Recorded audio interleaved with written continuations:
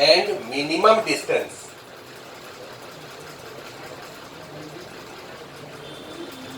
in which car will stop. In which car will stop. In first part of question.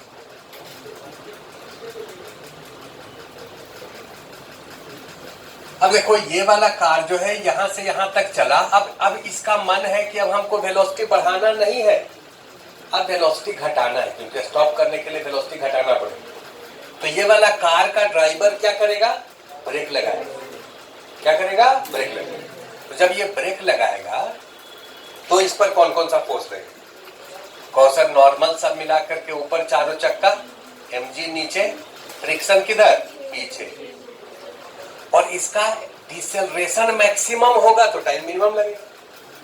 Deceleration maximum और negative acceleration maximum. इसका मतलब इसको जल्दी रुकने के लिए अपोजिट डायरेक्शन में ये फोर्स क्या होना चाहिए? मैक्सिमम होना चाहिए। अब बताओ इसका इधर के तरफ एक्सेलरेशन कितना होगा? अब माइनस म्यू जी। देखो ये सब बात आगे से डायरेक्ट लिखना। अगर फ्रिक्शन ही केवल लग रहा है, पीछे के तरफ लग रहा है, तो आगे के तरफ कितना लगेगा? Minus F max. कितने के बराबर? Mass into acceleration. और एफ मैक्स कितना होता है? Mu M G. ये होगा एम इंटू ए। एम से एम कैंसिल, ए कितना हो गया? Minus mu G. इसका एक्सेलरेशन इधर की तरफ होगा माइनस म्यू जी। तो नेगेटिव एक्सेलरेशन का क्या मतलब? वेलोसिटी घटेगा। पॉजिटिव एक्सेलरेशन का मतलब वेलोसिटी बढ़ेगी। तो इसका वेलोसिटी घटेगा और कुछ देर के बाद ये रुक जाएगा। जब रुक गया तो फाइनल वेलोसिटी क्या हो गया? 0। ये डिस्टेंस कितना होगा निकालो, हमको पता है ये 100 मीटर ही होगा, क्योंकि जितना से मैक्सिमम एक्सेलरेट करेगा उतना ही मैक्सिमम डिसेलरेशन है, तो उतने ही डिस्टेंस के बाद ये रुकेगा। यहां पर का वेलोसिटी कितना होगा पहले ये निकाल लेंगे। जब ये यहां से यहां पहुंचा था तो यहां पर वेलोसिटी अगर v1 मान ले तो ये कितना होगा? कहो u प्लस at। u का वैल्यू कितना है? 0। a का वैल्यू कितना है? 5। और t कितना लगा है? √40। यहां पर का वेलोसिटी आ गया ना। और फाइनल वेलोसिटी कितना है? 0। ये डिस्टेंस s1 मान लेते हैं। तो कौन सा इक्वेशन लिखें? v² minus u² 2s। ये इक्वेशन लिख रहे हैं v² माइनस u² 2s। इधर की तरफ फाइनल वेलोसिटी 0, इनिशियल वेलोसिटी 5√40 का मतलब 25 गुना 40, 5 का स्क्वायर 25, √40 का 40। 2 एक्सेलरेशन -5, माइनस म्यू जी का मतलब -5। ये डिस्प्लेसमेंट कितना होगा सब देख लीजिए। देखिए आंसर सेम होगा, √40 के बाद रुकेगा। कैसे निकालेंगे? v = u प्लस at से निकालेंगे। v = u plus at। इधर की तरफ लिख रहे हैं फाइनल वेलोसिटी बोलो 0, इनिशियल वेलोसिटी बोलो 5√40। भाई यहां से यहां जब आ रहा है उसके लिए इक्वेशन लिख रहे हैं, तो इनिशियल पॉइंट ये है ना, इनिशियल वेलोसिटी यहां वाला नहीं लिखेंगे। ये इक्वेशन अब यहां से यहां लिख रहे हैं, तो इनिशियल वेलोसिटी एक्सेलरेशन बोलो -5, टाइम है t, तो t कितना होगा? √40। जितना देर उसको वहां पहुंचने में लगा है उतना देर मिनिमम उसको चलना पड़ेगा। मिनिमम उतना चलना पड़ेगा। उससे ज्यादा देर चले ठीक है, 100 मीटर का रेस अगर है, 100 मीटर पहुंचने के बाद 200 मीटर चल जाए तो ठीक है, आराम से हो जाए। मिनिमम 100 मीटर उसको चलना पड़ेगा अगर वो मैक्सिमम से गया है तब। लेकिन मैक्सिमम से गया है ऐसा कोई जरूरी नहीं है कि म्यू इंटू जी से ही चले, डिपेंड करता है उसका कैपेसिटी कितना है।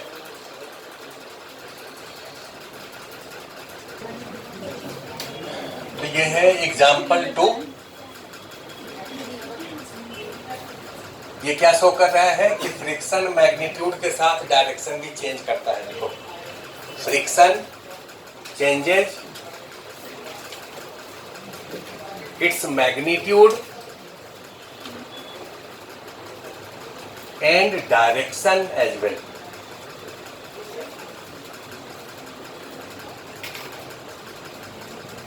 और ये वाला एग्जाम्पल जो है या पिछला, ये दोनों एग्जाम्पल जितना क्वेश्चन डिस्कस करेंगे हम कहेंगे देखो एग्जाम्पल 1 में ऐसा था, एग्जाम्पल 2 में ऐसा था।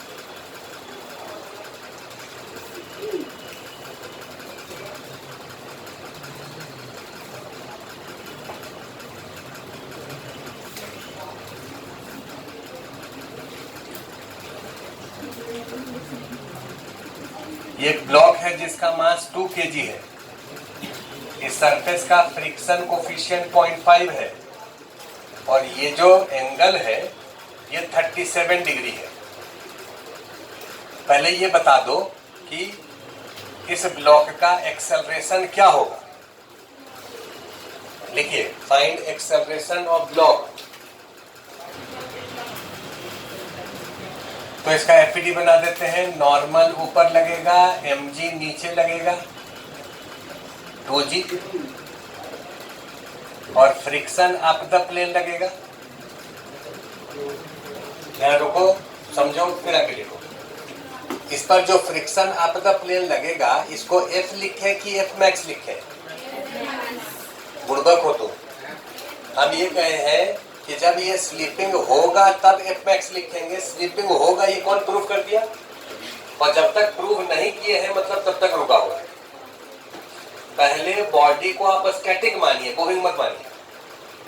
अगर ये बॉडी रुका हुआ है तो ये फ्रिक्शन को क्या मानेंगे? F मानेंगे। पहले चेक करेंगे कि ये बॉडी मूव करेगा कि नहीं। क्या करेंगे? चेक करेंगे। कैसे चेक करेंगे? सो देखो, जैसे ये वाला ब्लॉक इधर मूव नहीं कर रहा है, नहीं कर रहे, क्यों? बहुत सा पहले चेक करेंगे। कैसे? तो ये नॉर्मल निकालेंगे। मतलब नॉर्मल कैसे निकालेंगे? इस बॉडी को इधर के तरफ एक्सेलरेट नहीं मानेंगे। इसका एक्सेलरेशन इधर के तरफ कितना है? 0। पहले ये मानेंगे कि एक्सेलरेशन 0 है और नॉर्मल निकालेंगे। अगर नॉर्मल पॉजिटिव आया तो इसका मतलब जो माने है सही है, ये मूव नहीं करेगा। ऐसे ही चेक करते। तो इसका एक्सेलरेशन इधर नहीं है तो कहोगे सर तब नॉर्मल देखिए, ये अगर नहीं है मतलब फोर्स इस पर बैलेंस है, तो इधर फोर्स नॉर्मल होगा, इधर mg cos थीटा होगा। तो नॉर्मल कितने के बराबर? 2g cos 37। अब ये चूंकि पॉजिटिव है, नॉर्मल पॉजिटिव है, मतलब एक्सेलरेशन जो माने है सही माने। वैसे ही ये जो बॉडी है इसका एक्सेलरेशन पहले इधर 0 मानो, मतलब नहीं मानो, और देखो फ्रिक्शन मैक्सिमम से कम है कि नहीं। अगर मैक्सिमम से कम होगा मतलब मूव नहीं करेगा। अगर मैक्सिमम से ज्यादा होगा तो बहुत सर ये तो पॉसिबल है नहीं, इसका मतलब मूव करेगा। तो अब यहां पर हम लोग मैक्सिमम फ्रिक्शन पहले निकाल देते हैं। बोलो F मैक्स कितना होगा? हम लिखे हैं यहाँ F और कैलकुलेट क्या कर रहे हैं? F max. F मैक्स होता है म्यू इंटू n। म्यू है 0.5 और n है 20 cos 37। cos 37 16। तो मैक्सिमम फ्रिक्शन कितना हो गया? 8 न्यूटन। मैक्सिमम कितना है? अब ये जो अगर ये बॉडी रुका हुआ है तो ये फ्रिक्शन कितना होगा ये निकालो। जैसे यहाँ नॉर्मल निकाले ना, इधर की तरफ रुका हुआ मान करके नॉर्मल निकाले, वैसे ही इधर की तरफ रुका हुआ मान करके फ्रिक्शन निकालो। तो अगर ये इधर रुका हुआ है मतलब फ्रिक्शन कितना होना चाहिए? mg sin theta. sin 37 कितना होता है?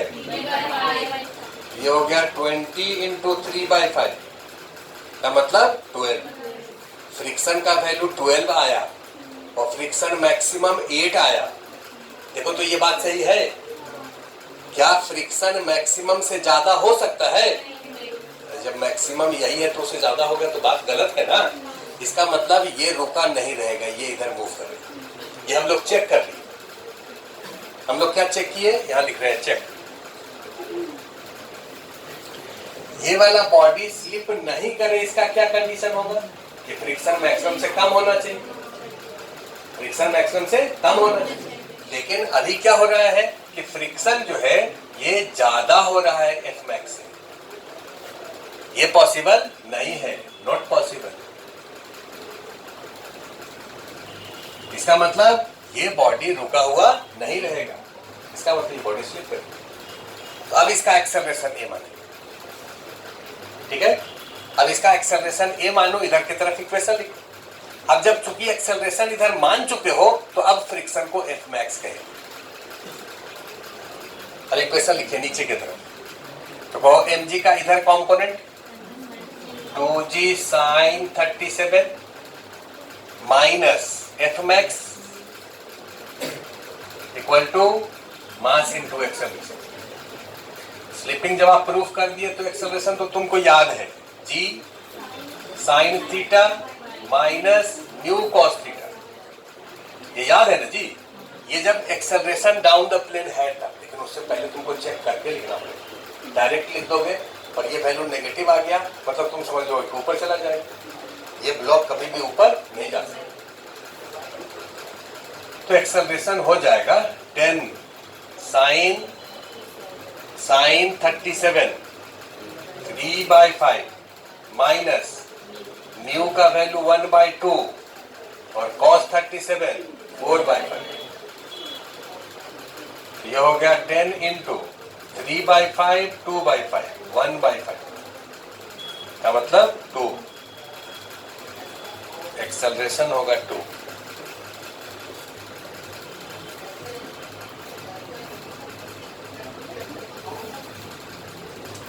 इस ब्लॉक का एक्सेलरेशन ये सीखे कि जब फ्रिक्शन रहे और फ्रिक्शन कोफिशिएंट दिया रहे तो उसको आप एक्सेलरेटिंग मत मानिए। पहले आप चेक करिए कि वो स्लिप करेगा नहीं, उसके बाद ही फ्रिक्शन मैक्सिमम करिए। अगर पहले ही आप फ्रिक्शन मैक्सिमम कर दिए और अगर स्लिप नहीं किया तो फिर आंसर गलत हो जाएगा। तो ये ब्लॉक है, इस सरफेस पर रखा है और हम इस ब्लॉक पर एक धागा बांध दिए हैं और ऊपर की तरफ खींच रहे हैं अप द प्लेन। एक धागा बांधे, इधर की तरफ एक फोर्स लगा रहे और ये ब्लॉक रुका हुआ है, ये ब्लॉक मूव नहीं कर रहा। तो ये वाला जो फोर्स है, जो हम फोर्स लगाए हैं वो कितना लगा रहे हैं, ये डायग्राम ड्रॉ करिए, इसका पार्ट 2 लिखिए, second part.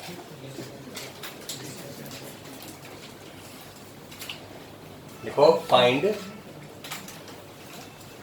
Minimum and maximum value of external force F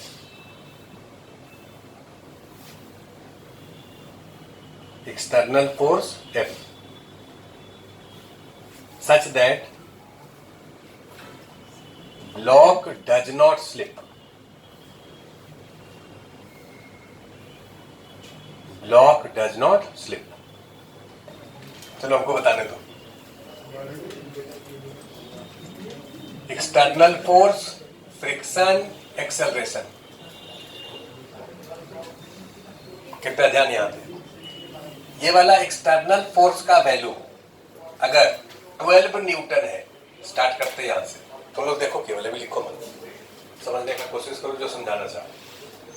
ये एक्सटर्नल फोर्स का वैल्यू अगर 12 न्यूटन है तो ये ब्लॉक जो है इस पर फ्रिक्शन नहीं लगेगा, वो इसका एक्सेलरेशन 0 होगा।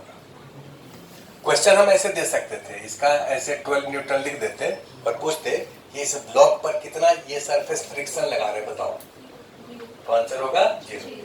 पूछते कि मैक्सिमम फ्रिक्शन कितना लगा रहे तो कहते 8। दोनों आंसर सेम नहीं होता है, फ्रिक्शन अलग है, मैक्सिमम फ्रिक्शन अलग है, दोनों क्वेश्चन अलग है। तो फ्रिक्शन कितना लगेगा 0। कैसे, इसको समझिए। इस फोर्स के अलावा इस पर 2 फोर्स लग रहा है, नॉर्मल और mg। mg का इधर कंपोनेंट है mg साइन थीटा और इधर कंपोनेंट है mg cos theta. mg sine theta का वैल्यू कितना होगा, यहां देखो 2g sine 37 20 into 3/5 sine 37 3/5 12 newton. ये फोर्स कितना है 12 न्यूटन और ये वाला फोर्स कितना है 16 न्यूटन। तो फ्रिक्शन का मैक्सिमम वैल्यू कितना होगा 8 न्यूटन। ये तो ठीक है 8 न्यूटन। लेकिन फ्रिक्शन कितना लग रहा है? तो कहोगे देखिए सर, ये जो ब्लॉक है, इस ब्लॉक पर अप द प्लेन 12 लग रहा है और डाउन द प्लेन भी 12 लग रहा है। अगर ये सरफेस फ्रिक्शन लेस हो जाए, फ्रिक्शन का डायरेक्शन कैसे निकालते हैं? सरफेस को फ्रिक्शन लेस कर दो और देखो स्लिपिंग टेंडेंसी किधर है। अगर ये सरफेस फ्रिक्शन लेस हो जाए तो किधर स्लिप करेगा? नहीं, रोका रहेगा। अरे ऊपर भी 12 नीचे भी 12 तो डाउन द प्लेन कैसे चल जाएगा? Net force down the plane 0 है ना, तो ये बॉडी मूव नहीं करेगी। तो मूव नहीं करेगा, स्लिपिंग टेंडेंसी इसका नहीं है, ये स्लिप नहीं करना चाह रहा है, तो फ्रिक्शन काहे लगेगा? इस सरफेस पे फ्रिक्शन है, कोफिशिएंट है, लेकिन फिर भी फ्रिक्शन नहीं लगेगा। जैसे हॉरिजॉन्टल सरफेस, जैसे पिछले एग्जांपल में, पहला एग्जांपल में ये हॉरिजॉन्टल सरफेस था, एक ब्लॉक ऐसे रखा था 2 kg का, पूछे इस पर फ्रिक्शन कितना लगेगा? तो कहोगे 0, क्योंकि इधर की तरफ फोर्स 0 था, इधर भी फोर्स फ्रिक्शन कितना लगेगा? 0। बोलो ना। तो ये जो केस है वही केस ये वाला है। इसमें अप द प्लेन 12 लग रहा है, mg का कंपोनेंट भी 12 लग रहा है, इसका स्लिपिंग टेंडेंसी नहीं है, फ्रिक्शन 0 होगा, एक्सेलरेशन 0 होगा। अब जैसे जैसे इस फोर्स को बढ़ाओगे, सपोज 12 से बढ़ा के 13 कर दो, तो इसका स्लिपिंग टेंडेंसी अब किधर होगा? Up the plane.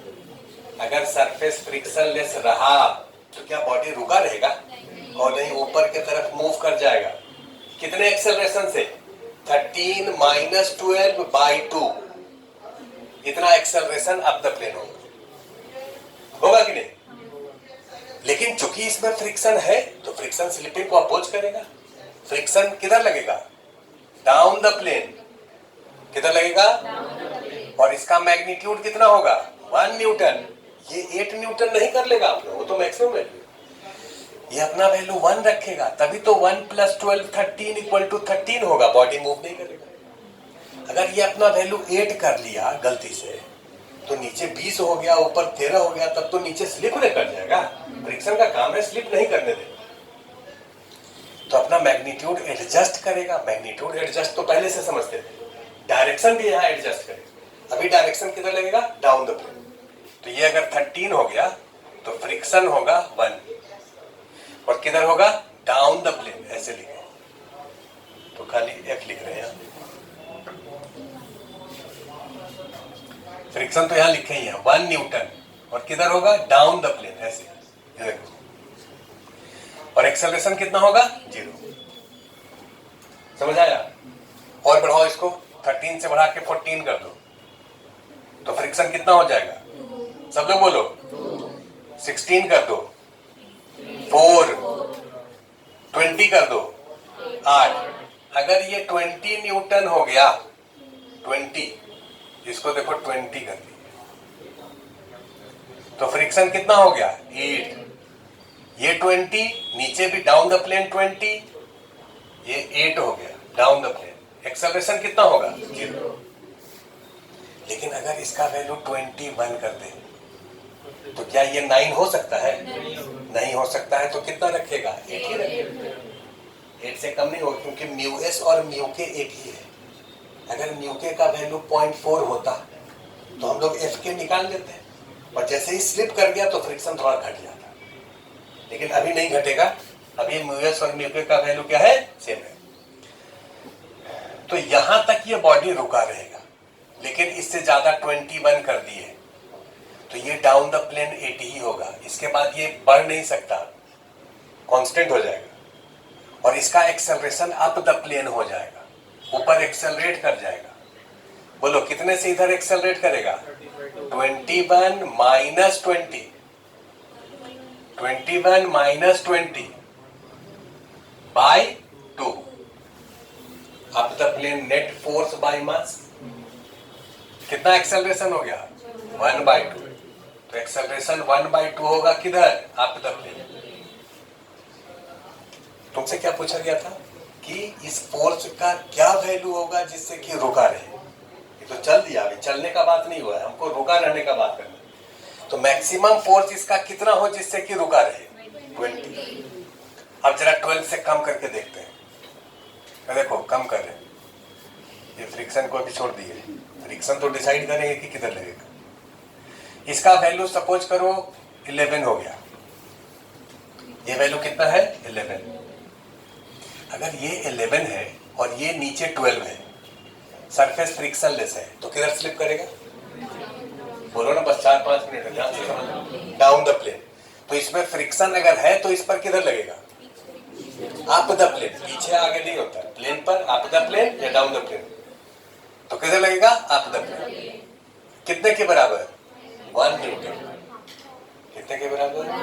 क्योंकि इसका सम 12 होना चाहिए, तो इस फ्रिक्शन का वैल्यू कितना हो गया? 1। किधर? Up the plane. जब 12 था ये, तब फ्रिक्शन 0 था। जब 13 हुआ तो फ्रिक्शन नीचे की तरफ 1 लगा, और जब इसका वैल्यू 11 हो गया तो फ्रिक्शन ऊपर की तरफ लग गया। फ्रिक्शन अपना डायरेक्शन एडजस्ट कर सकता है, एक्सटर्नल फोर्स के मैग्नीट्यूड पर डिपेंड कर, जिससे कि उसको स्लिपिंग होने नहीं। इसका वैल्यू और कम करो, 11 से घटा करके 10 कर दो। बोलो फ्रिक्शन कितना होगा? सब लोग बोलो। इसको और कम करो, 8। और कम करो, कहां तक कम कर सकते हैं जिससे कि बॉडी मूव नहीं करे? 4 अगर हो जाए, ये वाला वैल्यू अगर 4 है तो फ्रिक्शन कितना होगा? 8। किधर? Up the plane. एक्सेलरेशन कितना होगा? 0। लेकिन अगर 4 से भी कम कर दे, 3 कर दे, तो क्या फ्रिक्शन का वैल्यू 9 हो सकता है? फ्रिक्शन 8 ही रहेगा। तो इसका वैल्यू अगर 3 न्यूटन कर दे तो फ्रिक्शन 8 ही रहेगा। क्या अब बॉडी रुका रहेगा? डाउन द प्लेन अब एक्सेलरेट करेगा। किधर एक्सेलरेट करेगा? Down the plane. कितना एक्सेलरेशन होगा? तो 12 माइनस 11। 12 माइनस 11 का मतलब 1 बाई मास 2। तो हाफ से डाउन द प्लेन एक्सेलरेट। और कम कर दो इसका वैल्यू, 3, 2, 1, 0। एक्सेलरेशन बढ़ता जाएगा, है कि नहीं? 0 से भी कम कर दो, नेगेटिव। नेगेटिव का मतलब ठेलने वाला फोर्स। अब अभी तक तो खींच रहे थे, अब लाठी से ढकेलने लगे, तब ना नेगेटिव होगा। तो लाठी से ढकेलो तो और एक्सेलरेशन बढ़ेगा। हमसे क्या पूछा गया कि इस फोर्स का क्या वैल्यू होगा जिससे कि ये ब्लॉक स्लिप नहीं करे, मिनिमम और मैक्सिमम। तो कहोगे मैक्सिमम होगा 20 और मिनिमम होगा 4। तो आंसर हो गया एफ मैक्स 20 और एफ मीन 4। तुमसे पूछेगा कि मिनिमम और मैक्सिमम और मिनिमम का रेशियो क्या होगा? 4 ऑप्शन दे दो। रेशियो 5 है। F max bye F mean how much? 5। ये ऑब्जेक्टिव क्वेश्चन है, लिखिए।